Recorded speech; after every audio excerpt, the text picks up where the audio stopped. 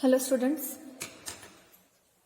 आज या लेक्चरमध्ये आपण युनिट 3 मधला जो पुढचा टॉपिक आहे स्पेसिफिकेशन तो स्टडी करणार आहोत. DSR subject design of steel structure and RCC structure. तिसरे unit analysis and design of singly reinforce section. त्याच्यामध्ये स्पेसिफिकेशन. तर हे स्पेसिफिकेशन जे आहे ते IS कोडमध्ये दिलेत. IS 456 हा जो IS कोड आहे त्याच्यामध्ये वेगवेगळे स्पेसिफिकेशन्स दिलेत. ते स्पेसिफिकेशन्स आपल्याला गाईड करतात डिझाईन करण्यासाठी. मग त्याच्यामध्ये जे स्पेसिफिकेशन्स आहेत ते थोडक्यात गाईडलाईन्स असतात की मिनिमम मॅक्झिमम किती प्रोव्हाइड केलं पाहिजे. रेनफोर्समेंट असेल, त्याची स्पेसिंग असेल किंवा कमीत कमी डायमीटर किती प्रोव्हाइड केला पाहिजे त्या स्ट्रक्चरल मेंबरसाठी.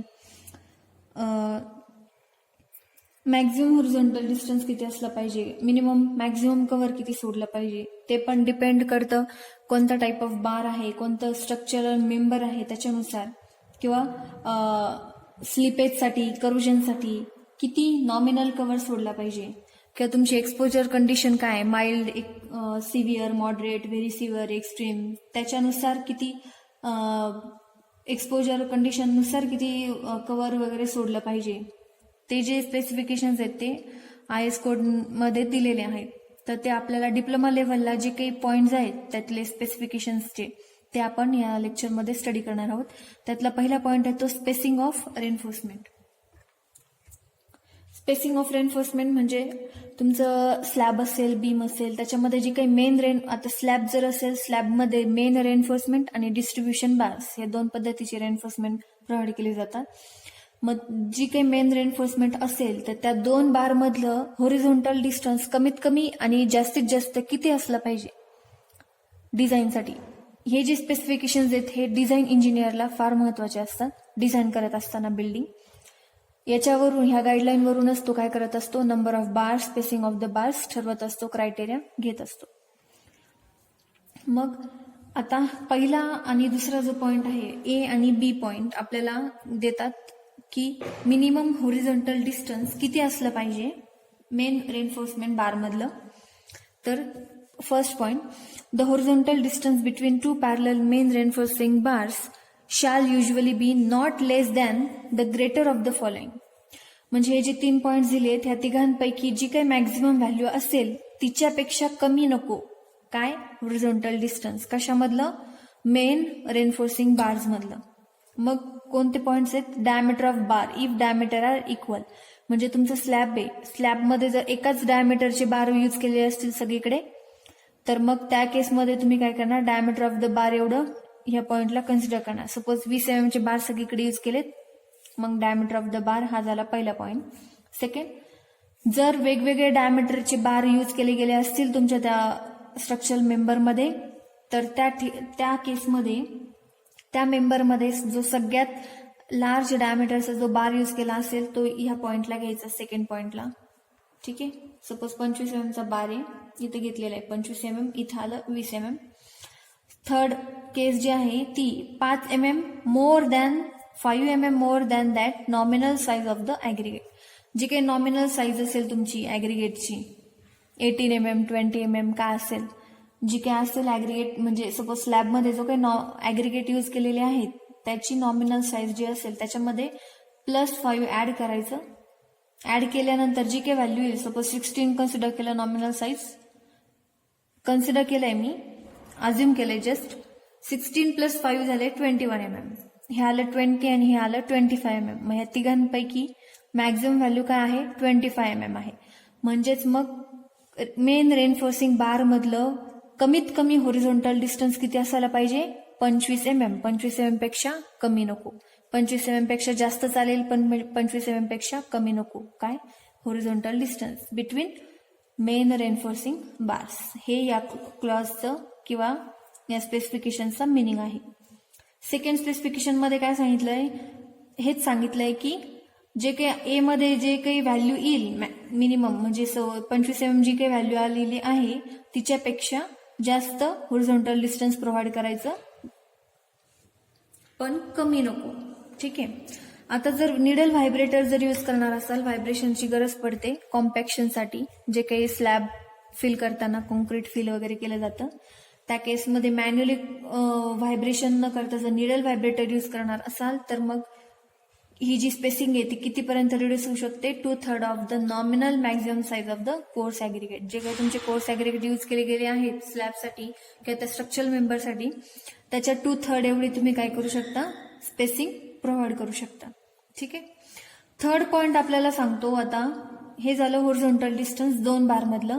जर तुमचे बार्स व्हर्टिकली अरेंज केले गेलेले असतील म्हणजे रोज मध्ये अरेंज असतील तर मग ते दोघांमधलं जे काही मिनिमम व्हर्टिकल डिस्टन्स आहेत, कमीत कमी किती व्हर्टिकल डिस्टन्स प्रोव्हाइड केलं पाहिजे 2 रेनफोर्सिंग बार मधलं, तर ते असायला पाहिजे ग्रेटर ऑफ दिस 3. ह्या तिघांपैकी जी काही मॅक्झिमम व्हॅल्यू असेल त्याच्या एवढं मिनिमम व्हर्टिकल डिस्टन्स प्रोव्हाइड केलं पाहिजे, त्याच्यापेक्षा कमी नको. मग काय आहे ते criteria, 15 mm, 15 mm, 2/3 nominal size of the aggregate. Okay, तुमची जी काही ऍग्रिगेटची नॉमिनल साईज असेल त्याच्यात 2/3 जे काही येईल ते, आणि third one maximum size of the बार, म्हणजे त्या स्ट्रक्चरल मेंबरमध्ये सगळ्यात जास्त कोणत्या डायमीटरचा बार यूज केला आहे तो इथं कन्सिडर करायचा.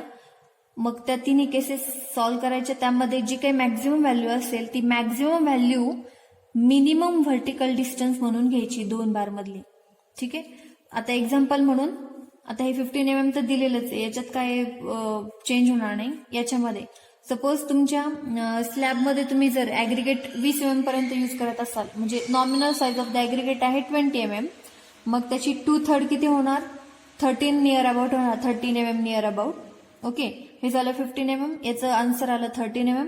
आणि थर्ड वन काय सांगितलं, maximum size of the bar. Suppose slab आहे, स्लॅबमध्ये 20 mm बार सगळ्यात जास्त यूज केलेला आहे, सगळ्यात मोठा बार 20 mm चा आहे, मग याचं आन्सर आलं 20 mm. मग हे आहे 20 mm, हे आहे 13 नियर अबाउट, काहीतरी 14 येईल समथिंग. सपोज 14 कन्सिडर केलं आपण, 14 mm. हे आलं 20, हे 14 आणि हे आलं 15. मग या तिघांमध्ये मॅक्झिमम व्हॅल्यू कोणती, 20 mm. मग ही जी 20 mm आहे ती आपण काय घेणार आहे याच्यामध्ये, मिनिमम व्हर्टिकल डिस्टन्स, म्हणजे 2 बार मधलं कमीत कमी व्हर्टिकल डिस्टन्स किती प्रोव्हाइड करायचंय, 20 mm. त्याच्यापेक्षा कमी नको, त्याच्यापेक्षा जास्त तुम्ही व्हर्टिकल डिस्टन्स म्हणून प्रोव्हाइड करू शकता, याचा मिनिंग हा होतो. थर्ड जे आहे आपल्याला स्पेसिंग बद्दल दिलेलं आहे ते म्हणजे मॅक्झिमम होरिझॉन्टल डिस्टन्स. आता हे जे 3 पॉइंट्स आपण स्टडी केले, A, B आणि C, हे होते मिनिमम होरिझॉन्टल डिस्टन्स किती प्रोव्हाइड करायला पाहिजे बारमध्ये. ठीक आहे. हा जो नेक्स्ट पॉइंट आहे सपोज D, हा काय सांगतोय आपल्याला की मॅक्झिमम होरिझॉन्टल डिस्टन्स किती असलं पाहिजे बार्स मधलं. ठीक आहे, कारण कमीत कमी आपल्याला क्रायटेरिया काय आलाय, कमीत कमी एवढं डिस्टन्स प्रोव्हाइड करायला पाहिजे बारमधलं. पण मग मॅक्झिमम किती असलं पाहिजे, तर maximum horizontal distance depends on structural member and type of steel. मग बीम जर असेल, फर्स्ट केस, फर्स्ट स्ट्रक्चरल मेंबर जर बीम असेल तुमचा, तर त्यामध्ये माइल्ड स्टील असेल, तर माइल्ड स्टीलचं जे डिस्टन्स आहे that distance should not be greater than 300 mm, then should not be greater than 180 mm, should not be less than 180 mm, and for FE 500 should not be less than 150 mm. Okay, हा criteria दिलाय. Clear distance म्हणजे 2 बार मधलं clear distance तेवढं असायला पाहिजे, maximum horizontal distance. Next हे झालं बीमसाठी. नेक्स्ट येतं स्लॅबसाठी. स्लॅबमध्ये 2 रेन्फोर्समेंट असतात, मेन स्टील आणि डिस्ट्रीब्युशन स्टील. मग जर मेन स्टील असेल तर मॅक्झिमम होरिझॉन्टल डिस्टन्स किती असलं पाहिजे मेन बार मधलं, 3D किंवा 300 mm, which ever is smaller. आता D म्हणजे इफेक्टिव्ह डेप्थ येते, तर बी स्लॅबची जी काही इफेक्टिव्ह डेप्थ असेल त्याची व्हॅल्यू जर आपण याच्यामध्ये टाकली तर सॉल्व्ह केल्यानंतर जे काही व्हॅल्यू येईल ती आणि ही, ह्या दोघांमध्ये कंपॅरिझन करायचं. कंपॅरिझन केल्यानंतर सपोज जी काही त्या दोघांमध्ये व्हॅल्यू कमी असेल, सपोज 300 mm मिनिमम आली, मग 300 mm ही काय असेल, maximum horizontal distance between the main bars. कशामध्ये, स्लॅब ह्या कंपोनंटमध्ये. सिमिलरली डिस्ट्रीब्युशन स्टीलचं काय, 5D or 450 mm which ever is smaller. मग 5D आणि 450 mm मध्ये जी काही आन्सर म्हणजे डी ची व्हॅल्यू टाकल्यानंतर जे काही आन्सर येईल त्या दोघांमध्ये जी काही व्हॅल्यू कमी असेल ती स्मॉलर व्हॅल्यू काय कन्सिडर करणार आपण, maximum horizontal distance between the distribution bars in slab. Okay, this is the specifications regarding spacing of the reinforcement. Next specification is regarding cover to the reinforcement. मग cover मध्ये दोन types असतात, nominal cover आणि clear cover. त्याच्यासाठी इथे diagram काढलेली आहे. हा आहे कॉन्क्रीट सेक्शन बीमचा. त्याच्यामध्ये ही कॅपिटल डी म्हणजे ओव्हरऑल डेप्थ, बी म्हणजे विड्थ ऑफ द बीम. मग नॉमिनल कव्हर म्हणजेच काय, जे काही आता इथे हे स्टिरप्स दाखवले आहे आणि त्याच्या आतमध्ये मेन रेन्फोर्समेंट दाखवलेली आहे. मग स्टिरप्सच्या आउटर मोस्ट सरफेस पासून जे काही कॉन्क्रीटचं सरफेस आहे आउटर मोस्ट तिथपर्यंत जे डिस्टन्स आहे त्याला म्हटलं जातं नॉमिनल कव्हर. आणि क्लिअर कव्हर म्हणजेच काय, स्टिरप्सच्या इनर मोस्ट सरफेस पासून तर कॉन्क्रीटच्या आउटर मोस्ट सरफेस पर्यंत जे डिस्टन्स आहे त्याला म्हटलं जातं clear cover to the main steel. This is the main steel. Okay, so nominal cover can be defined as the distance measured from the concrete surface without taking into account the plaster or other decorative finishes. म्हणजे clear cover consider, nominal cover consider करत असताना जे काही प्लास्टरचं जे thickness असेल ती consider करायची नाही किंवा डेकोरेटिव्ह फिनिशेस असतील ते कन्सिडर करायचे नाही, त्याच्यामध्ये ती थिकनेस येत नाही. To the nearest surface of the reinforcing bar, जो काय नियर अबाउट रेन्फोर्सिंग बार असेल त्याच्या सरफेस पर्यंत डिस्टन्स म्हणजे nominal cover.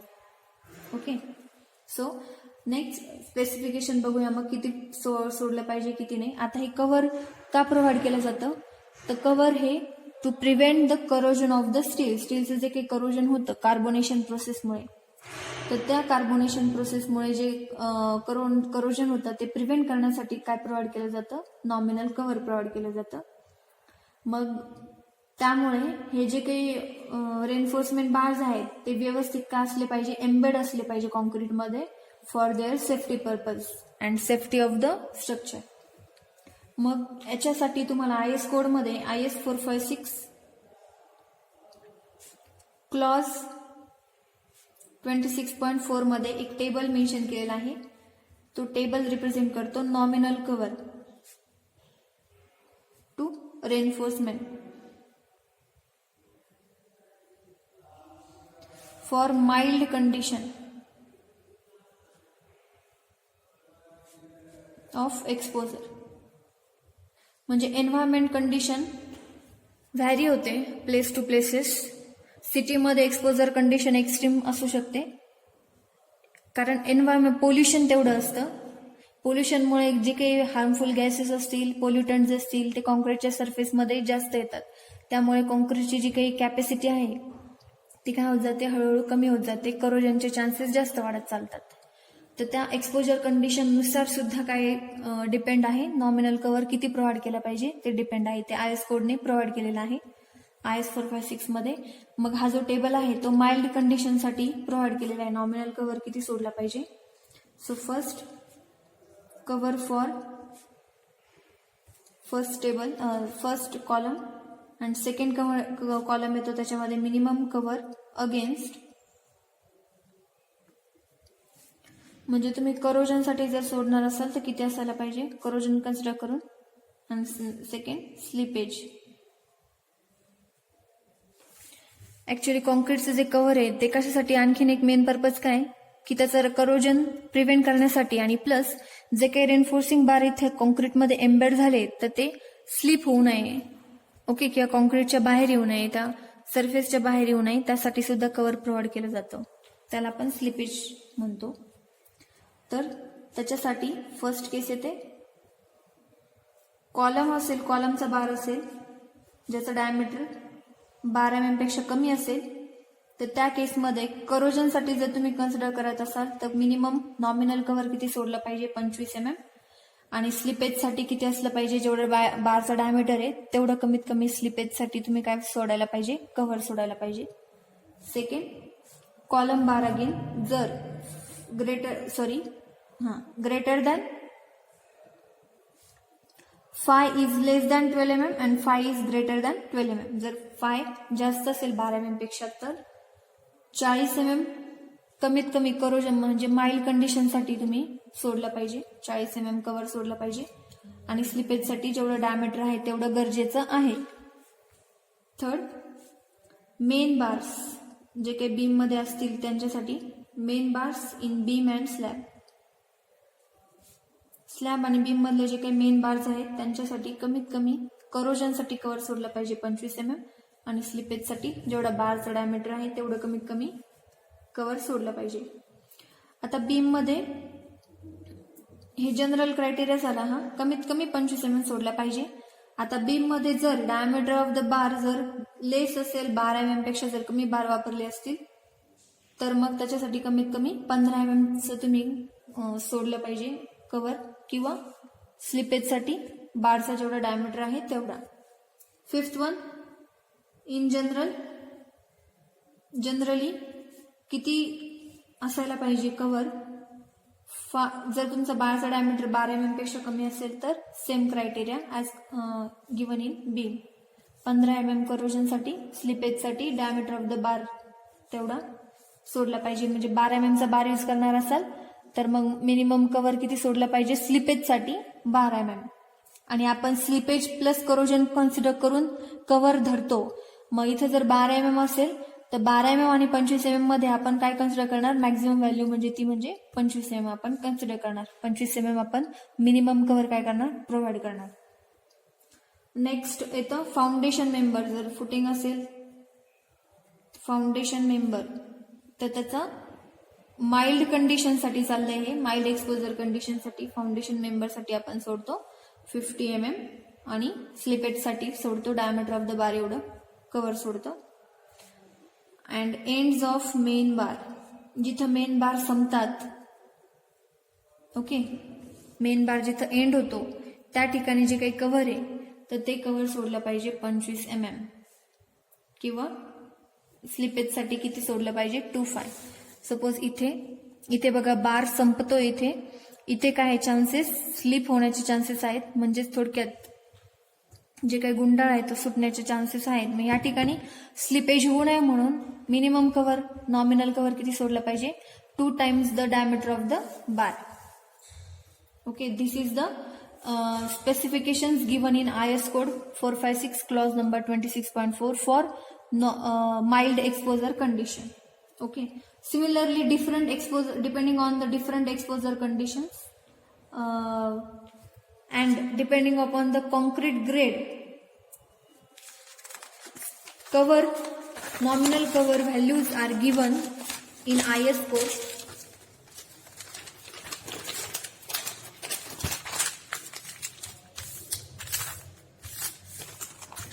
Let's take a look on that.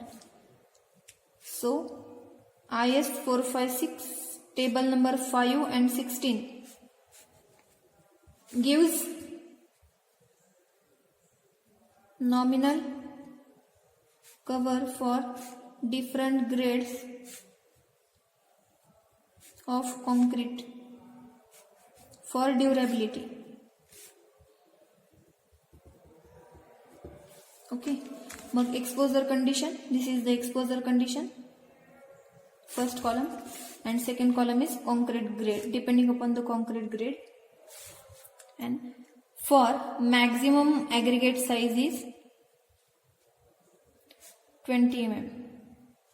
Okay, हा जो टेबल आहे तिथे maximum aggregate size 20 mm use केलेली आहे असं कन्सिडर करून डिफरंट एक्सपोजर कंडिशन आणि ग्रेड ऑफ कॉन्क्रीट साठी आपल्याला नॉमिनल कव्हरच्या व्हॅल्यूज दिलेल्या आहे. M20, M25, M30, M35, M40. त्याच्यामध्ये एक्सपोजर कंडिशन व्हॅरी होतात from mild to extreme. Mild नंतर मॉडरेट कंडिशन येते, नंतर सिव्हिअर कंडिशन येते, व्हेरी सिव्हिअर आणि एक्स्ट्रीम. तर तुमची बिल्डिंग कोणत्या रिजन मध्ये येते पोल्युशन कंट्रोलच्या म्हणजे पोल्युशन एक्सपोजर कंडिशनच्या, त्याच्यानुसार एक्सपोजर कंडिशन व्हॅरी होतात. मग सपोज तुमचं जे काही बिल्डिंग आहे ती माइल्ड मध्ये येत असेल आणि जो काही स्ट्रक्चरल कंपोनंट आहे, सपोज तुम्ही स्लॅब कन्सिडर करतायत, कन्स्ट्रक्ट करतायत, M20 ग्रेड तुम्ही यूज करतायत आणि स्लॅबमध्ये यूज करणारं मॅक्झिमम ॲग्रिगेट साईज 20 mm आहे, तर तुम्ही हा टेबल यूज करू शकता. कशासाठी? नॉमिनल कव्हर किती घ्यायचं, किती सोडायचं हे घेण्यासाठी. तर मग माइल्डसाठी नॉमिनल कव्हर येतं 20 mm, M25 साठी सेम, 30 साठी सेम, 35 आणि 40 साठी सुद्धा same 20 mm. For this moderate कंडिशनसाठी M25 ग्रेडच यूज केला जातो, M20 नाही प्रेफर केला जात. कारण काय होतं, जसजसं कंडिशन वाढते तसं कॉन्क्रीट हे स्ट्रॉंग असायला हवं, म्हणजे त्याचा जो ग्रेड आहे तो काय इन्क्रीज केला गेला पाहिजे. मॉडरेट, सिव्हिअर, व्हेरी सिव्हिअर आणि एक्स्ट्रीम कंडिशनला M20 ग्रेड कॉन्क्रीट वापरून चालणार नाही, कारण त्याची स्ट्रेंथ काय कमी आहे आणि तो या एक्स्ट्रीम एक्सपोजर कंडिशनला सर्व्हाइव्ह होणार नाही ते कॉन्क्रीट. त्याच्यामुळे मॉडरेट कंडिशनला M20 यूज न करता डिरेक्टली काय ग्रेड यूज केला जातो, M25 पासून सुरुवात होते. Then again nominal cover 30 and 30 mm use केलं जातं. Again for severe condition, instead of M20, M25, M30 is preferred for construction. Then cover is 45 mm, for here 40 and 40 mm. Again for very severe condition, M35 is preferred. For that 50 mm nominal cover should be provided, and here 45 mm nominal cover should be provided.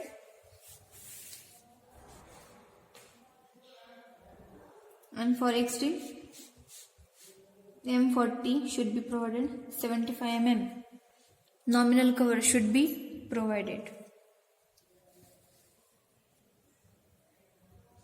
This is the table which gives the values of nominal cover for different grades of concrete for different types of durability, for different types of exposure conditions. Okay, next specifications we are going to study, that is reinforcement.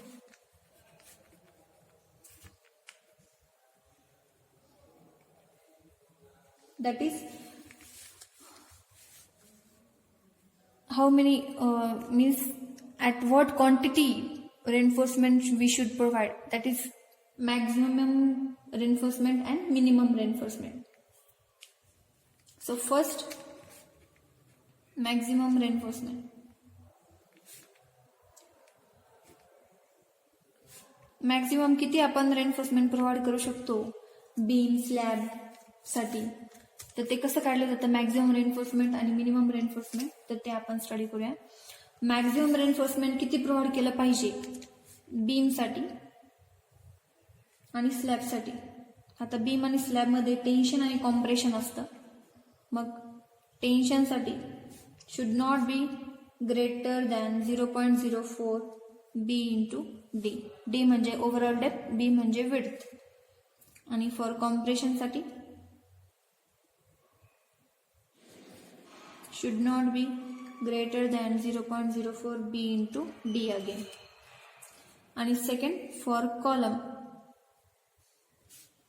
Column साठी should not be greater than 6% of gross area. कॉलमचा जो काही gross area असेल b into d, त्याच्या 6% का असायला पाहिजे, maximum reinforcement असायला पाहिजे, याच्यापेक्षा जास्त नको. Next minimum reinforcement. मग मिनिमम रेन्फोर्समेंट किती प्रोव्हाइड केली पाहिजे आपण त्या स्ट्रक्चरल मेंबरमध्ये, त्याचं पण क्रायटेरिया आपल्याला दिलेला आहे, तो पण डिझाईन करताना सॅटिस्फाय झाला पाहिजे. मग मिनिमम रेन्फोर्समेंट सगळ्यात पहिलं बीम साठी.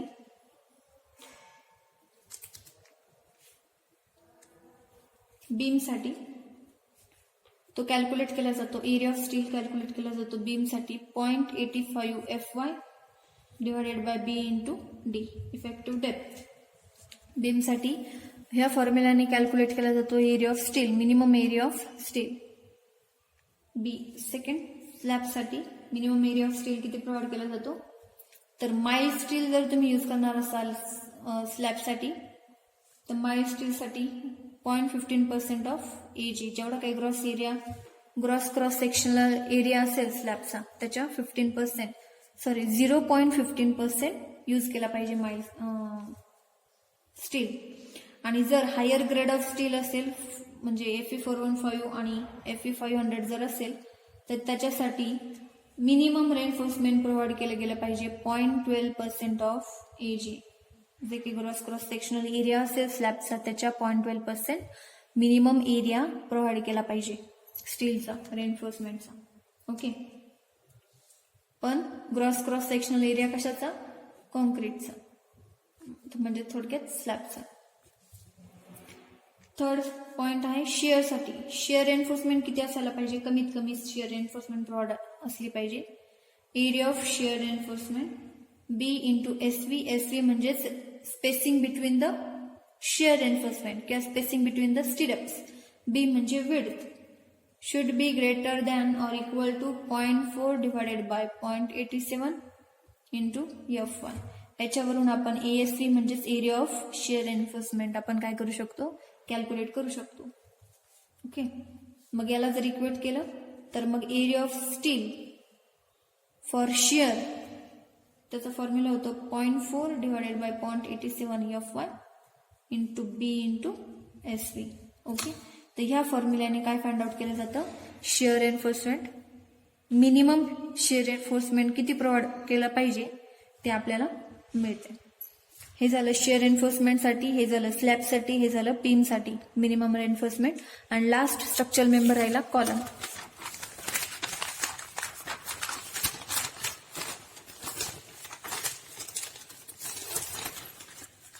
तर कॉलमसाठी तुमचं जे काही एरिया ऑफ स्टील आहे तो असला पाहिजे 0.8% ऑफ AG. मिनिमम ऑफ कमीत कमी एवढा तुमचा काय असला पाहिजे? एवढं स्टील तुम्ही काय वापरलं पाहिजे कॉलममध्ये. किती? जेवढा काही कॉलमचा ग्रॉस क्रॉस सेक्शनल एरिया असेल, कॉन्क्रीटचा ग्रॉस क्रॉस सेक्शनल एरिया असेल त्याच्या 0.8% एवढं स्टील तुम्ही काय केलं पाहिजे? वापरलं पाहिजे. कुठं? कॉलमसाठी. This is the specifications regarding reinforcement, minimum and maximum reinforcement हे विचारलं जातं. नेक्स्ट स्पेसिफिकेशन येतं लॅप स्प्लाइसेस. ओके. आता लॅप स्प्लाइसेस म्हणजेच काय? आता जे काही रेन्फोर्सिंग बार्स असतात, आता जे काही स्ट्रक्चरल कंपोनंट स्लॅब जर बघितले, स्लॅबमध्ये जर वर्कशॉप असेल, जे काही मोठे मोठे स्ट्रक्चर्स असतात ज्याच्यामध्ये स्लॅबची जी स्पॅन लेंथ आहे ती जर मॅक्झिमम असेल त्या केसमध्ये काय केलं जातं? नंबर ऑफ बार्स एकमेकांना अटॅच करून काय केले जातात? कन्स्ट्रक्ट केला जातो स्लॅब. म्हणजेच मार्केटमध्ये 12 मीटर पर्यंत काय केलं जातं? अवेलेबल असते बारची लेंथ. बरोबर. त्याच्या पुढे जर आपला स्पॅन जर असेल, आपल्याला जर बार्स हे करायचे असेल तर एकमेकांना काय केलं जातात? ते ओव्हरलॅप करून एकमेकांना बांधून काय केलं जातं? मग पुढे कंटिन्युएशन केलं जातं त्या बारचं.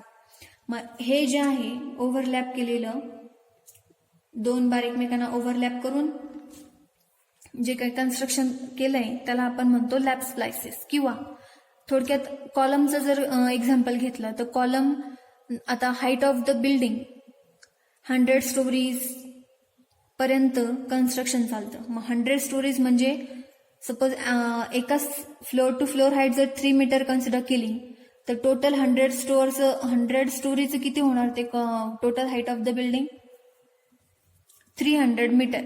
एवढं 300 मीटर पर्यंत आपल्याला एक सिंगल बारची लेंथ अवेलेबल नाहीये मार्केटमध्ये. मग त्या केसेसमध्ये काय केलं जातं? नंबर ऑफ बार्स एकमेकांना काय केले जातात? कनेक्ट करून किंवा ओव्हरलॅप करून वरपर्यंत काय केले जातात? ते बार्स नेले जातात. मग त्या सिच्युएशनला किंवा त्या अरेंजमेंटला आपण म्हणतो लॅप स्प्लाइसेस. मग हे जे लॅप स्प्लाइसेस आहेत तर ती जेवढी काही लेंथ पर्यंत तुम्ही प्रोव्हाइड करणार, ओव्हरलॅप करणार ते 2 बार एकमेकांना, त्याला म्हटलं जातं ओव्हरलॅप लेंथ किंवा लॅप लेंथ. ओके. मग त्याचा पण क्रायटेरिया आहे की ओव्हरलॅप लेंथ किती असली पाहिजे डिपेंडिंग अपॉन द कंडिशन. मग जर फ्लेक्झरल टेन्शन बार्स असेल, फ्लेक्झरल टेन्शनसाठी जर यूज होणार असेल तो बार, तर त्या केसमध्ये तुमची जी काही लॅप लेंथ आहे तर ती LD और 35 which ever is greater.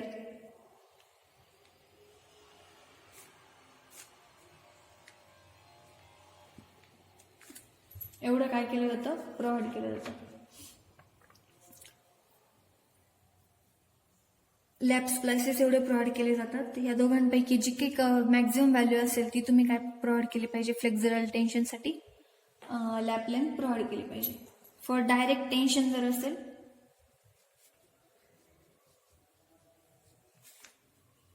2 times of LD or 35 whichever is greater.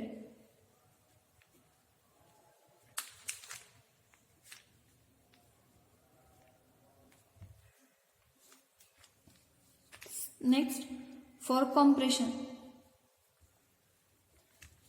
LD or 24/5 whichever is greater.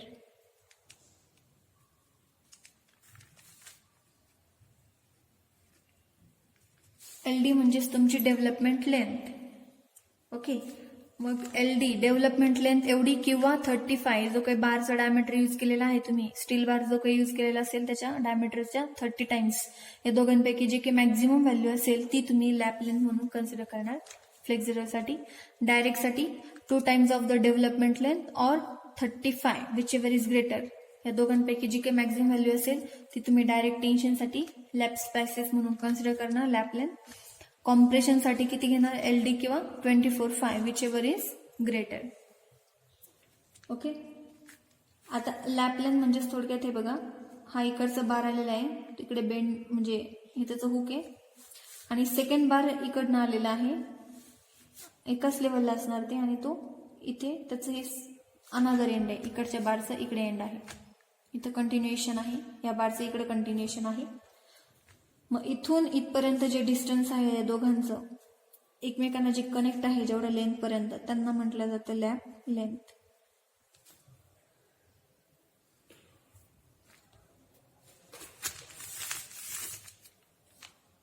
Okay, आता हे लॅपिंग करताना प्रिकॉशन काय घेतली पाहिजे, तर जे काही असे सेक्शन्स असतात, आता ही जी लॅपिंग आहे तर बारची लॅपिंग कुठं केली पाहिजे आणि कुठं नाही याचं पण क्रायटेरिया आहे IS कोडने दिल्यानुसार. आता कॉलम जर घेतला, कन्सिडर केला, तर कॉलम मध्ये वेगवेगळे सेक्शन्स आहेत ज्या ठिकाणी स्ट्रेसेस मॅक्झिमम किंवा मिनिमम डेव्हलप होतात स्टीलमध्ये. मग असं जर स्टील प्रोव्हाइड केलेलं आहे, त्या स्टीलमध्ये जर ज्या पॉइंटला मॅक्झिमम स्ट्रेसेस डेव्हलप होतात तर त्या पॉइंटला स्प्लायसेस प्रोव्हाइड करायचे नाहीत किंवा लॅपिंग प्रोव्हाइड करायचे नाही. थोडक्यात काय,